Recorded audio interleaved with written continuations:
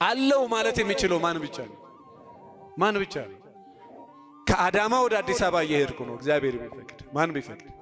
ከአዳማ ወደ ወለንጭት እየሄድኩ ነው፣ ወደ አሰላ እየሄድኩ ነው፣ ማን ቢፈቅድ? ወደ ዝዋይ እየሄድኩ ነው፣ ማን ቢፈቅድ? ማታ ተኝቼ ጠዋት እነሳለሁ፣ ማን ቢፈቅድ?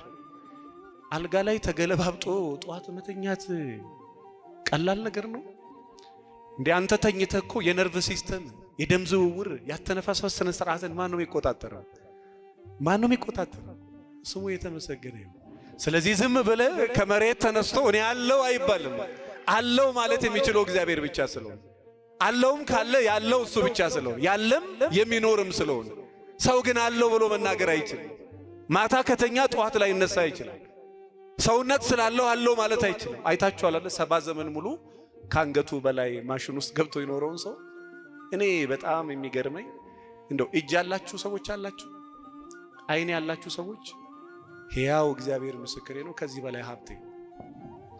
አይንም የሚያይ ከሆነ ጆሮክ የሚሰማ ከሆነ እግር የሚራመድ ከሆነ ሰውነት ምግብ መቀበል የሚችል ከሆነ ይሄ እጅ የሚንቀሳቀስ ከሆነ እዚህ የጀርባ ነርቭ ሲስተሞች የሚሰሩ ከሆነ እግዚአብሔር ይመስገን ብሎ ማን ይመስገን? እቺ ጣት እንደዚህ ተዘርግታ እንደዚህ የምትታጠፈው ማን ሲፈቅድ ብቻ ነው። ያልተያዘ ሰው አያውቀው። እኔ ብዙ ምስኪኖች ያውቃል። በጣም የሚያስደነግጥ አዲስ አበባ ላይ የ400 ሚሊዮን ብር ቤት ውስጥ ነው የሚኖሩት። ቤታቸው የ400 ሚሊዮን፣ እነሱ የሚኖሩት ሆስፒታል። በጣም የሚያስደነግጥ የ30 ሚሊዮን ብር ኒሳን ፓትሮል ገዝተው እነሱ የሚሄዱት በዊልቸር ነው። ስለዚህ በእግራችሁ ከሄዳችሁ እግዚአብሔር ይመስገን። ማን ይመስገን? ተከራይተህም ቤት መኖር ከቻልክ እግዚአብሔር ምስክሬ ነው፣ እግዚአብሔር ይመስገን። ህመም ራሱ ከተሰማችሁ ጨጓራም፣ ጉበትም፣ ካንሰርም፣ ደም ግፊትም ካለ እግዚአብሔር ይመስገን። ለምን? ህመሙ ራሱ የተሰማክ የስጋ ደዌ በሽታ ስለሌለብን ነው። ጤነኛ ካልሆንክ ህመሙ አይሰማህም። ህመሙ ራሱ እንዲሰማ ጤነኛ መሆን አለበት። ስለዚህ ማን ይመስገን?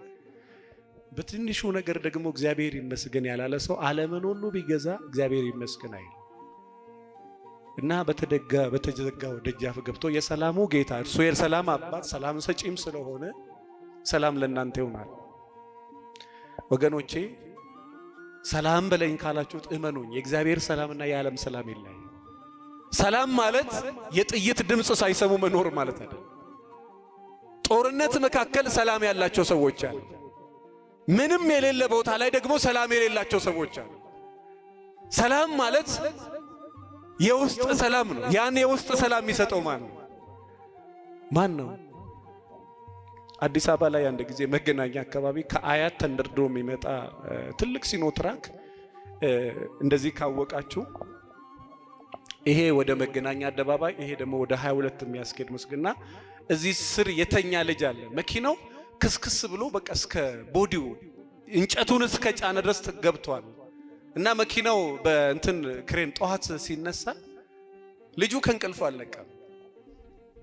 ፍሬን በጥሶ መኪናው ተጋይቶ ሹፌሩ ሞቶ ረዳቱ ሞቶ መኪናው ተከስክሶ እዛ ስር ልጅ ተኝቶ ነው። መኪናው ከተነሳ በኋላ ሞቷል ብለው እንዶ ጨርቅ ራሱ እየደረቡ በኋላ ልጁ ከእንቅልፍ እንደሚነቃ ሰው አይኑን እየጠራረገ ነው። እዚህ መካከል እግዚአብሔር ይጠብቃል። ማን ይጠብቃል? ማን ይጠብቃል?